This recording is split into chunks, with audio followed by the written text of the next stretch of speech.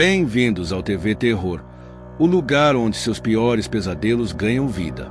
Prepare-se para mergulhar em histórias de arrepiar, cheias de suspense e mistério. Aqui, cada relato é feito para despertar seus medos mais profundos e te deixar pensando duas vezes antes de apagar as luzes. Se você gosta de sentir aquele frio na espinha, você está no lugar certo. Inscreva-se e não perca nenhuma história aterrorizante que está por vir. O Portal do Inferno. Em uma pequena cidade esquecida pelo tempo, cercada por florestas antigas e trilhas que há muito não eram percorridas, havia uma lenda sombria que poucos ousavam mencionar. Era um segredo maldito, sussurrado apenas por aqueles que haviam perdido alguém para o desconhecido. A história contava que no coração da floresta havia um lugar amaldiçoado, onde se escondia um portal que levava diretamente ao inferno. Diziam que qualquer um que ousasse se aproximar seria tragado pelas profundezas do abismo e condenado a um destino pior que a morte. A maioria dos moradores considerava isso apenas uma história para assustar as crianças e manter os curiosos longe da floresta. Afinal, muitos haviam desaparecido ao longo dos anos, e era mais fácil culpar as forças sobrenaturais do que aceitar a dura realidade da vida selvagem. No entanto, havia um pequeno grupo de pessoas que acreditava piamente na lenda. Eles sussurravam entre si, afirmando que à noite, nas noites mais escuras e silenciosas, era possível ouvir gritos abafados vindos das profundezas da floresta. Diziam que aqueles que ousavam ir longe demais nunca mais retornavam. Em uma noite sem lua, quando a neblina rastejava pela cidade como dedos invisíveis e a escuridão parecia mais densa do que o habitual, um grupo de 4 amigos decidiu testar a veracidade da lenda. Entre eles estava Lucas, um jovem destemido e curioso, que sempre se interessou por mistérios e histórias de terror. Seus amigos, Marcos, Tiago e Júlia, eram igualmente corajosos, ou pelo menos fingiam ser. A ideia de encontrar algo que ninguém mais havia visto os excitava e apavorava ao mesmo tempo. Eles acreditavam que tudo aquilo não passava de uma velha história de aldeia.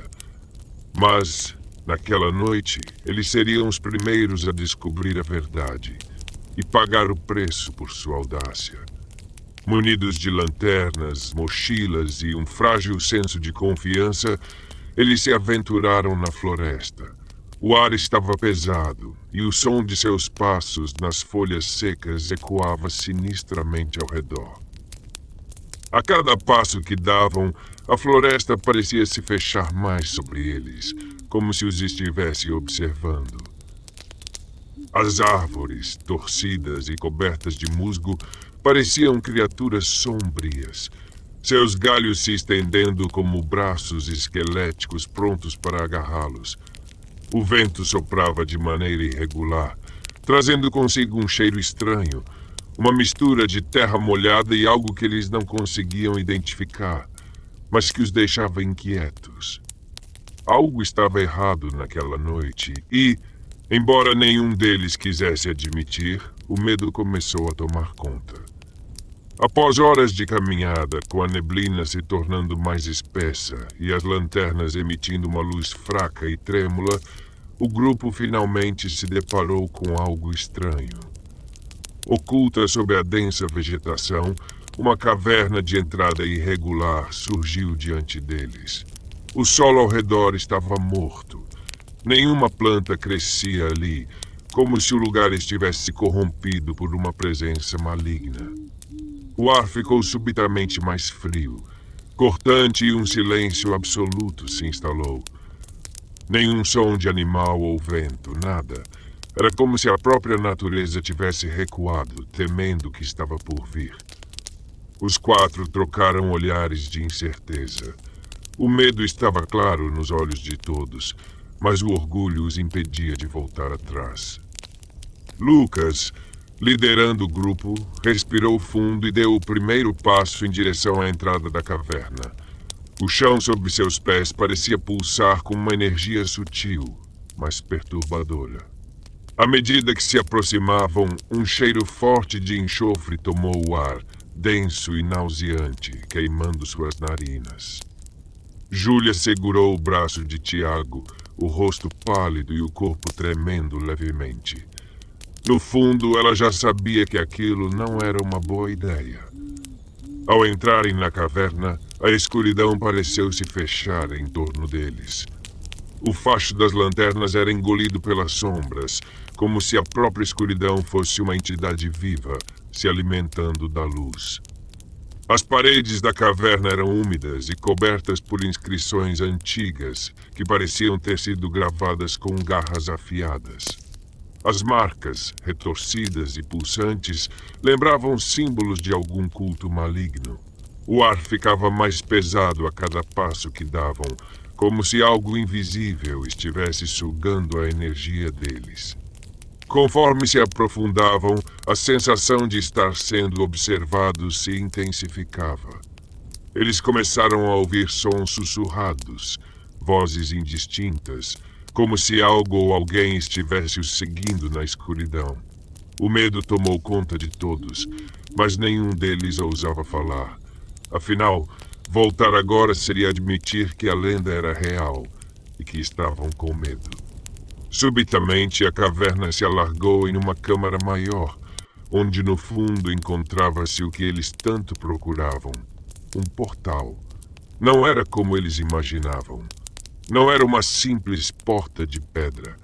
Era uma enorme estrutura de pedra negra, grotescamente esculpida, com detalhes que pareciam se mover quando olhados diretamente. No centro, uma fenda emitia uma luz vermelha intensa e pulsante, como o batimento de um coração monstruoso. O portal não estava apenas parado. Ele vivia, respirava, e sua energia maligna envolvia o ambiente, enchendo a caverna com uma sensação de morte iminente. Marcos, o mais impulsivo do grupo, se aproximou, curioso com as inscrições e a pulsação do portal. Contra o bom senso de seus amigos, ele estendeu a mão para tocar a superfície. No instante em que seus dedos tocaram a pedra, um grito agonizante ecoou pela caverna. Um som inumano, tão profundo e cheio de dor, que fez o coração dos outros quase parar. O chão tremeu violentamente, como se a terra estivesse viva, se contorcendo em dor. A luz vermelha intensificou-se, brilhando com fúria. Antes que pudessem reagir, o portal começou a se abrir, revelando um abismo incandescente de fogo, fumaça e sombras. Criaturas grotescas começaram a emergir da escuridão, rastejando e se arrastando com corpos deformados, olhos brilhando com fome e maldade. Seus corpos eram um amontoado de carne, ossos expostos e garras afiadas, e suas bocas emitiam grunhidos que arrepiavam a espinha. Era como se o próprio inferno tivesse sido liberado na terra. O pânico tomou conta do grupo. Eles tentaram correr, mas a caverna que antes parecia pequena, agora se estendia infinitamente, como se estivesse distorcida pelo próprio portal. Júlia tropeçou e gritou quando uma das criaturas a agarrou, suas garras afiadas perfurando sua carne como se fosse papel. Ela foi arrastada para o abismo, e seu grito de horror foi a última coisa que os amigos ouviram antes de serem tomados pelo pânico absoluto. Lucas e Tiago correram desesperadamente, mas a caverna parecia se fechar ao redor deles. Marcos foi o próximo a ser capturado, sua voz ecoando pela caverna enquanto era devorado vivo pelas criaturas que o arrastavam para o portal.